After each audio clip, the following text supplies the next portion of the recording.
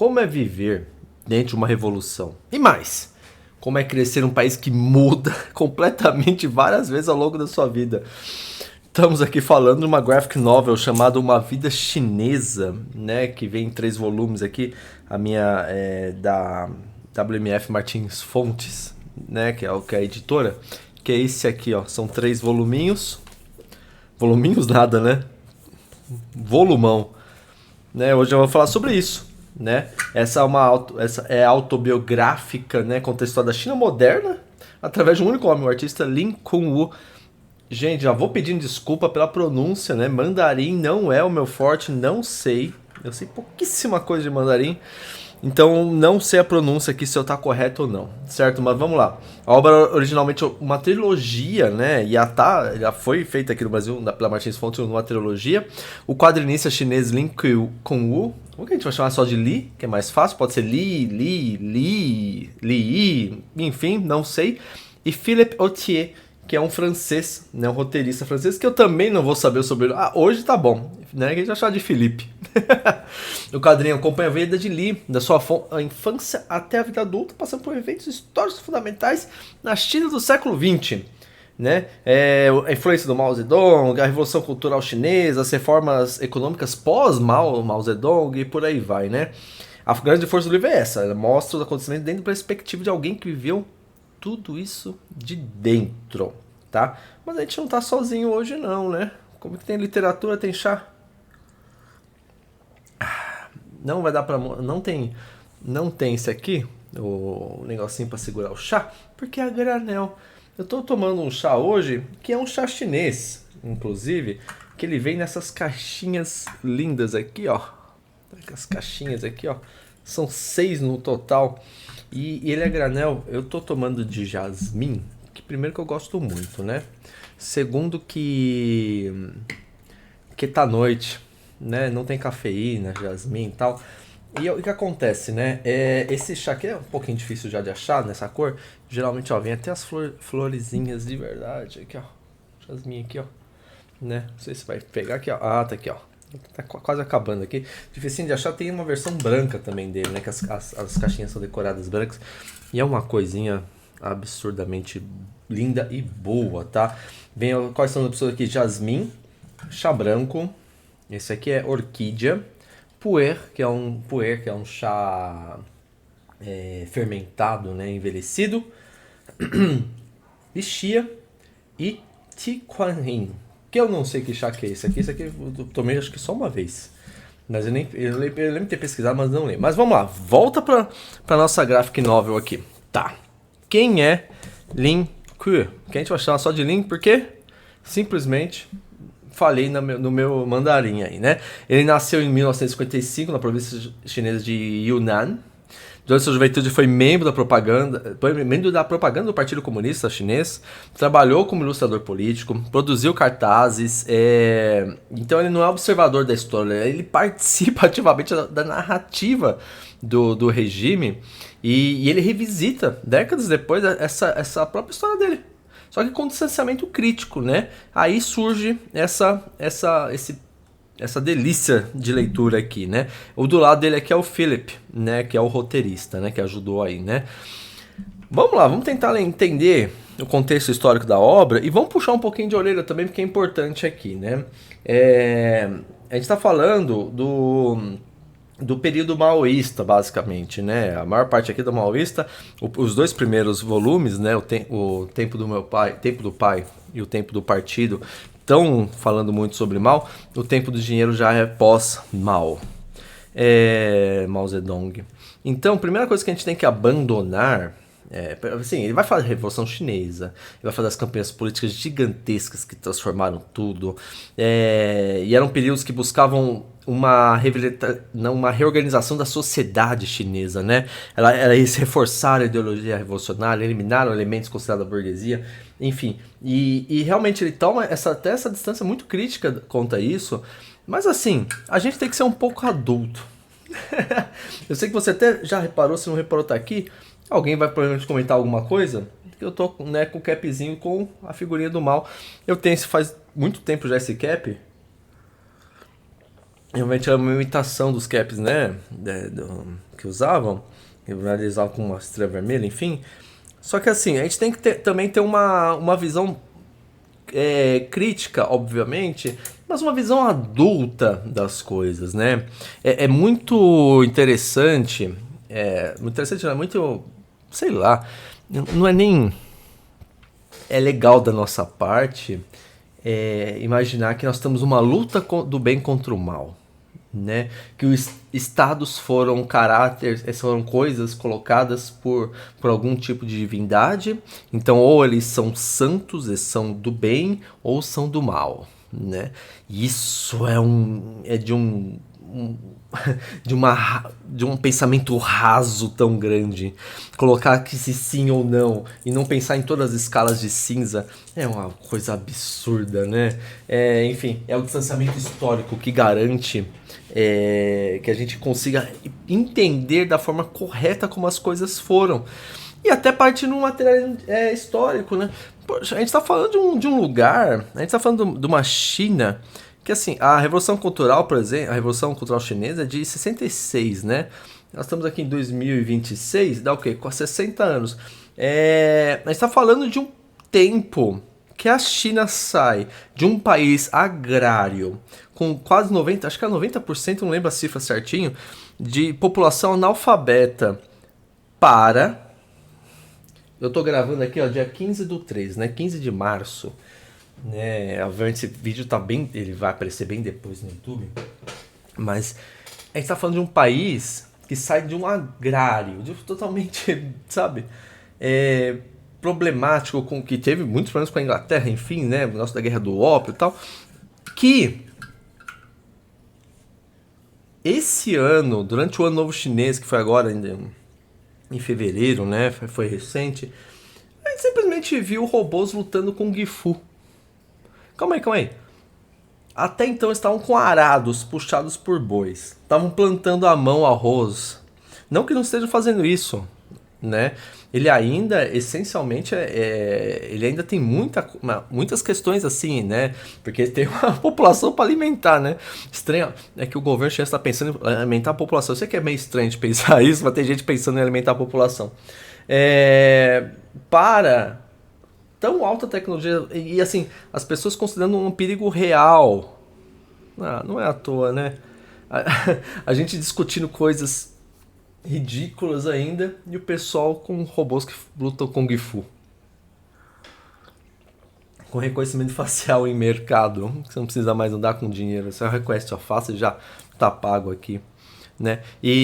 Mas obviamente, e como eu falei, não, mas então a China é maravilhosa? Também não é. Ela tem seus defeitos, tem os seus acertos, como todos os países. Obviamente tem alguns países que se esforçam demais para errar em tudo, mas ela obviamente vai ter tudo essas nuances de erros e acertos. E é engraçado ver até que o discurso do que é a China hoje, a China ela é muito complicado. As pessoas muito se preocupam se a China é capitalista, comunista. A China é a China, antes de tudo, né? O modelo de governo chinês, ele é chinês. Né? Ele funciona para a China e funcionou para a China e não sei se nem conseguiria ser exportado para outro lugar, né? Tanto que a gente se preocupa e é engraçado que ver quem é contra a China pega pontos do tipo que há uma censura, né? E às vezes muita censura até válida, né? Tipo, tem coisas que realmente, né, questão de rede social, essas coisas, vamos combinar que é uma patifaria, mas enfim, então ela faz isso, logo ela é aquilo. Agora, se você vê um grande boom de desenvolvimento de coisa, não, mas é que a China é capitalista, vê? Não, a China é a China antes de tudo, né? E é um estado preocupado com o bem-estar social como nenhum outro, né? É por isso que avança tanto também, certo? Agora vamos voltar. Aliás, se você quer saber mesmo sobre isso, garanto que João Carvalho, né? Principalmente o João Carvalho, né? Assim disse João, só procurar aí. Eu vou colocar aqui o link aqui embaixo. Assim disse o João. Aliás, eu vou deixar só esse mesmo. Né? Porque esse é um rapaz que eu confio, assim, tem mais gente, né? Elias Jabor e tal, mas assim, ele sim entende como é que funcionou a revolução, ele tem vídeo sobre isso, né? para você entender melhor como é que funciona e como funcionou e como ainda, né, ainda está aí a China, né, apesar os países criando guerra, nós estamos em plena guerra contra os Estados Unidos contra o Irã, né, atualmente aqui eu estou gravando em março, as pessoas criando guerra e a China simplesmente ficando na dela e seguindo, né, avançando, enfim. Um dos aspectos mais importantes da vida chinesa é o que? É o estilo de desenho. A gente está falando de um traço expressivo, né, que é cheio de movimento. Eu sei que ele, assim, ele é de caricaturesco, né? Ele tem aquela coisa, né, bem marcada, né, da caricatura. Você vê os rostos, né, que eles são irregulares. Mas é aí que tá. A arte muitas vezes não depende do aspecto da realidade, senão a gente tirava só fotos. E mesmo as fotos, o ato de enquadrar uma foto é você estatizar o momento que estava em movimento, né? A partir do momento ele já é passado, um movimento que ficou ali estático e ainda assim sobre um enquadramento que você escolheu. Então nem a foto é condizente com a realidade, né? Mesmo assim, as pessoas tentam, né? Se você vê, por exemplo, quadrinhos da Marvel, da DC, que tem, né, aqueles monte de detalhe com corpos que fogem, né, da naturalidade, né? Porque são super-heróis, afinal, fazendo coisas de super-herói que foge completamente né, do real. E ainda assim, não se tem tanto movimento quanto um desenho assim simples como esse, que você percebe na expressão dos rostos, da forma. Olha só como ele está segurando o lápis nesse último quadrinho, por exemplo, ou como a moça tenta, né? Não sei se ela está ajustando, está tirando sutiã ali no primeiro, né? É isso. Né? Ele é inspirado na caricatura política, mas na tradição da arte chinesa também. Isso aqui é deleitoso de ver um negócio desse, né? E o desenho vai transmitir multidão, propaganda política, transformação social. Tá aqui, ó. Vou até abrir aqui numa página aqui, ó. Você vê aqui, ó. Olha o Mao Zedong aqui. Olha a população inteira aqui embaixo, aqui, ó. Tá vendo? E ele vai desenhando de uma forma absurdamente interessante. Os costumes, né? Coisas que aconteceram e tal. E é interessantíssimo. Tem algumas fotos, vou até mostrar aqui, ó, do capítulo 3, Exército Vermelho. Tem as fotos do autor, por exemplo, dele fazendo parte, né, das coisas, né? Enfim, é absurdamente bom para entender a história da China. Obviamente, tudo que você parte de uma visão é individual, ponto. Quando a gente vê um graphic novel, a gente tem que compreender que é a visão do autor. Óbvio que é. Assim como tudo, né? Assim como tudo que a gente vê, a gente tem que saber dosar e entender de onde que vem, o porquê que veio. É o básico da comunicação. Se você está só aceitando as coisas como elas são sem nem questionar, tem alguma coisa errada acontecendo, né? Então... Então, vamos tocar os assuntos. Até que os pontos maiores de discussão dessa graphic novel é isso. É a memória individual versus a memória oficial. Porque a gente tem a experiência pessoal do autor que complementa ou até questiona narrativas oficiais da história, né? E ainda assim, pelo fato dele estar colocando as suas memórias, ele é um documento histórico, ele é válido como testemunho histórico, né? Assim como tantos outros testemunhos históricos são válidos dentro da nossa história que a gente usa de estudo, né? E o mais importante, esse último aqui, o Tempo e Dinheiro, a gente está falando dessa transição, né, dessa China que começa essa confusão, então vai até virar uma potência econômica global, né? A gente está falando de 2026, né? Tem muita até um rapaz, eu não vou citar o nome, mas enfim, né? Porque não tem nem advogado, que todo ano ele tá colocando que a China vai quebrar, sei lá quantos anos ele tá fazendo isso, e a China tá lá esperando, é mais fácil o cara quebrar do que a China, né? Teve um secretário até esses dias que foi comentar algo sobre o governo e tal, né? E ele fala que a posição da China é esperar, porque todo governante que aqui está governando atualmente, ele irá embora, né? Ele sairá do cargo, ele morrerá, e esse tipo de coisa, e a China perdura, né? Então, e o mérito maior aqui dessa graphic novel aqui é humanizar os eventos históricos gigantes. São coisas absurdas, né, acontecendo. Você vê a questão da revolução cultural, por exemplo. Só que em vez de colocar as datas, as coisas, não, vai colocar o quê? Infância, família, dúvidas, crenças políticas, mudança de mentalidade dele.